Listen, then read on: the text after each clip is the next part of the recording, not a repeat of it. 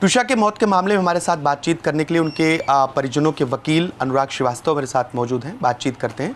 Sir, एक 40 नंबरों की सूची जो जारी की गई है, उन नंबरों को लेकर क्या आपत्ति है, क्या आशंकाएं हैं परिवार को, और आप लोग क्या चाहते हैं? देखिए, सूची मैं समझता हूँ कई एंगल से महत्वपूर्ण हो सकती है और महत्वपूर्ण नहीं भी हो सकती।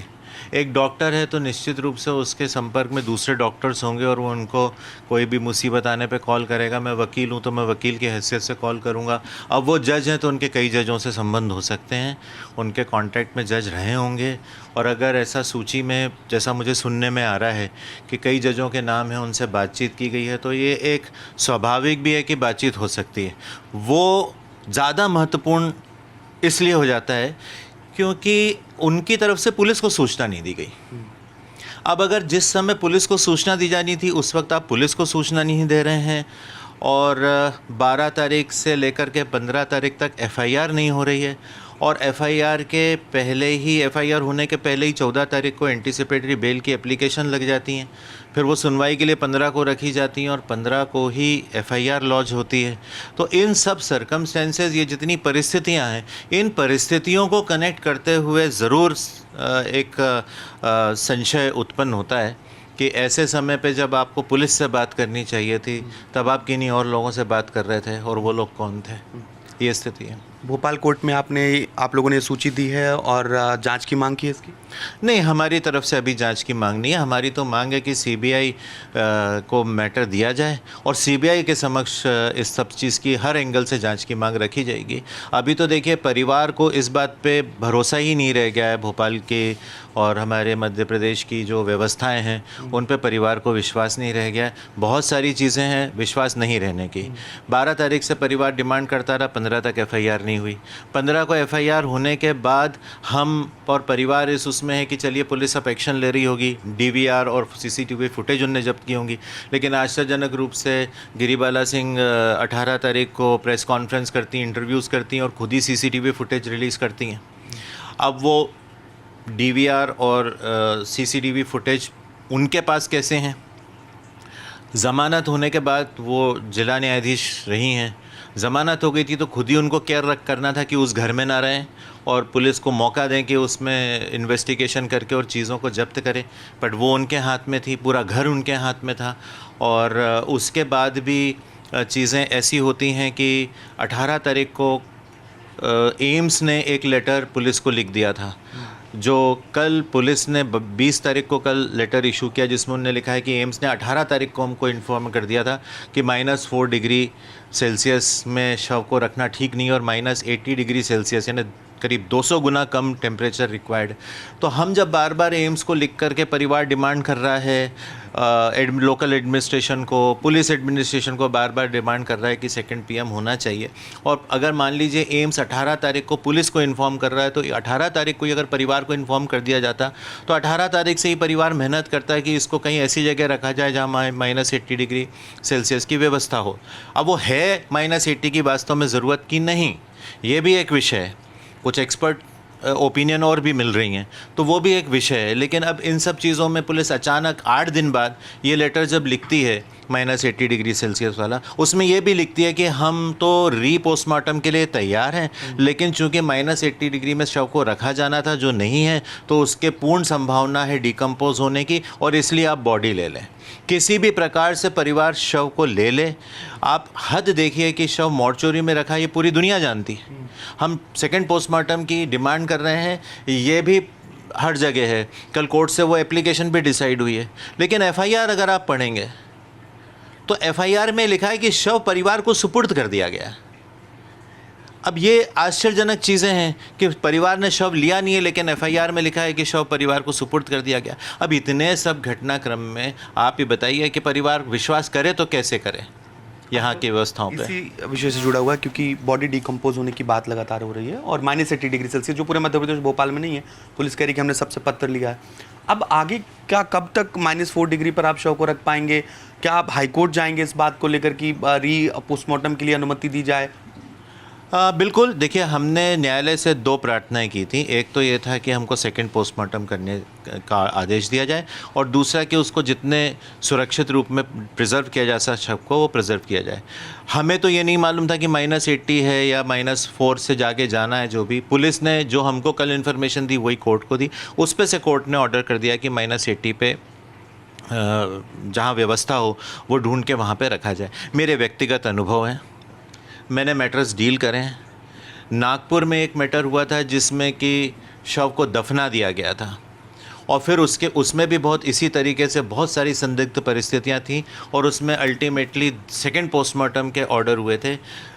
उसमें भी मैं आपको बताता हूं कि गला दबा के मारा गया था, और उसके बाद ये शो किया गया था कि उसको कूलर से करंट लग गया, मरने के बाद करंट दिया गया ऐसा। और जो फर्स्ट पोस्टमार्टम आया था उसमें ये रिपोर्ट आ गई थी कि उसकी करंट लगने से मृत्यु हुई। जब हल्ला मचा, दफना दिया गया था। दफनाने के 3-4 दिन बाद उसको शव को निकाल के सेकंड पोस्टमार्टम हुआ है, और उसमें फिर गला दबाए जाने की, स्ट्रैंगुलेशन की पूरी रिपोर्ट आई थी।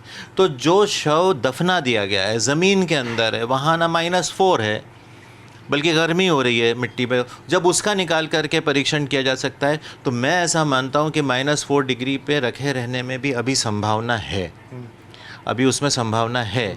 और कुछ चीज़ें ऐसी हैं जो बड़ी ही विचित्र हैं, क्योंकि त्विषा की जो हाइट थी वो उससे अलग हाइट पोस्टमार्टम रिपोर्ट में मेंशन्ड है, तो इसलिए ये भी देखना आवश्यक है कि उतना तो कम से कम इन्वेस्टिगेशन हो ही सकता है। तो ऐसा लगता है कि हर तरीके से ये कोशिश की जा रही है कि समय इतना निकल जाए कि शव डिकम्पोज हो जाए, और इस तरह की बार बार कोशिश की जा रही है कि किसी भी तरीके से परिवार शव को ले ले ताकि सेकंड पोस्टमार्टम ना करना पड़े। प्रबंधन और पुलिस कर रहा है, ऐसा आरोप है आपको? देखिए, परिस्थितियां ऐसा बोल रही हैं। आप खुद ये बताइए कि 18 तारीख को आप समझते हैं ना कि शव के रखे रहने में एक एक पल, एक एक सेकंड कितना महत्वपूर्ण है। इस बात का स्पष्टीकरण क्या है पुलिस के पास कि यदि 18 तारीख को एम्स ने उनको लिख दिया था टेम्परेचर के बारे में, तो 20 तारीख तक वो चीज़ परिवार को नहीं बताई गई? क्या कारण है?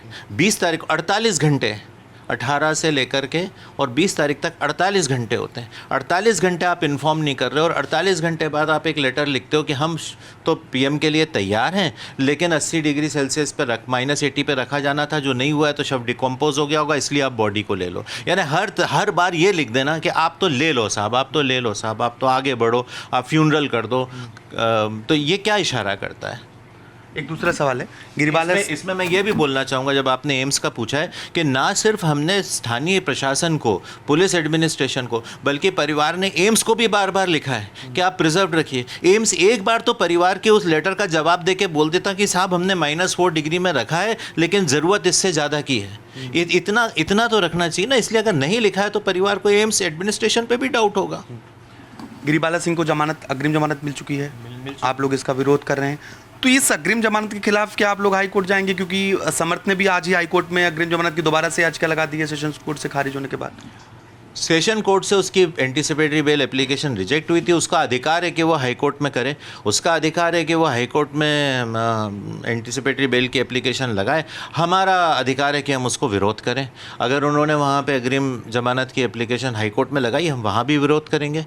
और परिवार बिल्कुल विचार कर रहा है कि गिरिबाला सिंह की अग्रिम जमानत को भी कैंसिल करने के लिए प्रक्रिया अपनाई जाए, क्योंकि देखिए 15 तारीख को जब कोर्ट ने उनको अग्रिम जमानत दी थी तो वो सशर्त जमानत थी। एक सशर्त ये भी थी, उसमें शर्त ये भी थी कि आप साक्ष्य से कुछ छेड़छाड़ नहीं करेंगे, गवाहों को प्रभावित नहीं करेंगे, इन्वेस्टिगेशन को प्रभावित नहीं करेंगे। अब ये 15 तारीख के ऑर्डर के बाद, जैसा मैंने अभी बताया, 18 तारीख को वो इंटरव्यू करती हैं, अपने कार्यालय में बैठ के इंटरव्यू करती हैं।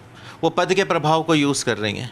इंटरव्यू में बहुत सारी ऐसी चीज़ें बोलती हैं जो इन्वेस्टिगेशन को किसी न किसी तरीके से प्रभावित करती हैं, अलग दिशा में ले जाने की कोशिश करती हैं। और उसी इंटरव्यू, उसी प्रेस कॉन्फ्रेंस के दौरान वो सीसीटीवी फुटेज निकाल करके लाती हैं जो पुलिस के पास होनी चाहिए थी। तो ये सब चीज़ें इस ओर इशारा कर रही हैं कि जमानत का लाभ, अग्रिम जमानत का लाभ लेने के बाद उन्होंने उनके पास सारे साधन थे और वो उसी घर में हैं। ये आश्चर्य का विषय है कि जो घर सीन ऑफ ऑफेंस है वहीं पे वो रह रही हैं। अव्वल तो कोर्ट को साथ साथ ये कंडीशन भी रखनी थी अग्रिम जमानत देते समय कि हम दे रहे हैं लेकिन आप उस घर में न रह के कहीं और रह के, ताकि पुलिस निष्पक्ष रूप से जांच कर सके। वैसा कोई निर्देश कोर्ट की तरफ से था नहीं और वो चाहती, खुद डिस्ट्रिक्ट जज हैं, उनको कानून का बहुत लंबा अनुभव है और वो चाहती तो खुद ही अपनी तरफ से बोल सकती थी एक निष्पक्ष जांच के लिए कि भाई मुझे अग्रिम जमानत मिली है लेकिन जब तक इन्वेस्टिगेशन नहीं हो जाता मैं अलग रखूँगी। आप लोगों ने बहुत क्राइम रिपोर्टिंग करी होगी, जो एक्चुअल सीन ऑफ ऑफेंस होता है वहाँ तक आप जाते हैं, उस एरिया को आपको एक दायरे के बाहर कर दिया जाता है, कॉर्डन ऑफ कर दिया जाता है, रिबन्स लगा दिए जाते हैं आपको, पर आप ऑफेंस तक जाते हो। आज इस घटना को 10 दिन हो गए हैं। आपको क्या ये मालूम है कि जिस जगह बोला जाता है कि त्विषा ने अपने आप को हैंग करके आत्महत्या कर ली, वो जगह आपने देखी है क्या? वहाँ हैंग करने की कौन सी व्यवस्था थी? हुक था, पंखा था, क्या था? वो सारी चीज़ें वो तो उनके कंट्रोल में है, उसी घर में रह रही हैं वो। जो भी वहाँ पे एविडेंस होगी, जो कि ऑफेंस से रिलेटेड जितना भी मटेरियल साक्ष्य, जो भी चीज़ें, वो सब उनके कंट्रोल में है। और ये सब स्पष्ट समझ में आ रहा है जब आप DVR भी एक्सेस कर रहे हो, जब आप उसमें से वीडियो क्लिप भी निकाल रहे हो और वीडियो क्लिपिंग भी आप उसको मैनेज कर रहे हो। त्विषा, आप ही की ही क्लिप में त्विषा ऊपर जाती दिखती हैं। अगर ये आपका कहना बिल्कुल सही है कि त्विषा ने ऊपर जाकर के खुद को कुछ कर लिया, तो उसके ऊपर जाने के कुछ समय बाद समर्थ को पता चलेगा कि त्विषा ने ऐसा कर लिया। और कब पता चलेगा? जब वो ऊपर जाएंगे। तो समर्थ तो पीछे पीछे थोड़ी देर बाद ऊपर जाते नहीं दिखते हैं ना, उनके ऐसा दिखता है कि फिर वो ऊपर गए, फिर उन्होंने और लोगों को बुलाया तो 2 लोग और पहुँचे। तो आपकी क्लिपिंग बोलती है कि त्विषा ऊपर गई और फिर ऊपर से वो 3 लोग नीचे लेकर के आ रहे हैं। बीच का पोर्शन कहाँ है? तो अब संशय इस बात का है कि वो 3 लोग पहले से वहाँ पे थे। आशंका ये है आप लोगों की छेड़छाड़ CCTV के साथ की गई है या की जा सकती है? बिल्कुल की जा सकती है, और वो जो मेरा कहना है की जा सकती है, बल्कि जो आपने CCTV खुद मीडिया के सामने लाए हैं वो एडिटेड दिखता है। भाई उसमें वो पोर्शन कहाँ है कि त्विषा के ऊपर जाने के बाद बाकी लोग ऊपर कब गए?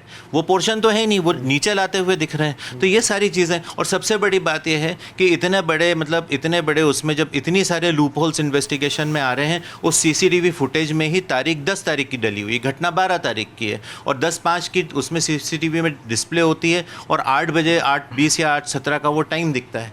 अब आप उसका एक्सप्लेनेशन, कल मैंने सुना था किसी पुलिस अधिकारी ने बोला है कि ये सेटिंग में गड़बड़ हो जाती है, तो सारा कुछ इसी केस में होना है। और फिर क्या पुलिस ने DVR जब्त करके इस बात की जांच की कि उसकी डेट और टाइम की सेटिंग में कोई मिस्टेक था? ये तो अभी तक किसी ने बोला नहीं है कि भाई ये है। तो अब वो दिखता तो 10 तारीख का है, तो हम ये क्यों ना माने कि ये वो घटना है जो 10 तारीख की रात में 8 बजे हुई थी, कि उस दिन भी उस पर टॉर्चर किया गया था और उसके बाद फिर 12 तारीख को एक दूसरी घटना हुई थी। तो ये सारी चीज़ें हैं जो सामने सामने दिख रही हैं। ये कई तरीके के गंभीर आरोप हैं। जो CCTV फुटेज वायरल हो रहा है उसको लेकर भी आरोप लग रहा है, उसके साथ छेड़छाड़ की गई है, डेट एंड टाइमिंग अलग है। इसके साथ ही जो मध्य प्रदेश की न्याय व्यवस्था है, कानून है, उस पर त्विषा के परिजनों का जो भरोसा है वो उठ चुका है, ये भी उनके वकील कह रहे हैं। अब देखना होगा कि यह जांच किस तरीके से आगे बढ़ती है। भोपाल से कैमरा पर्सन अभिषेक सिंह के साथ आकाश द्विवेदी, NDTV।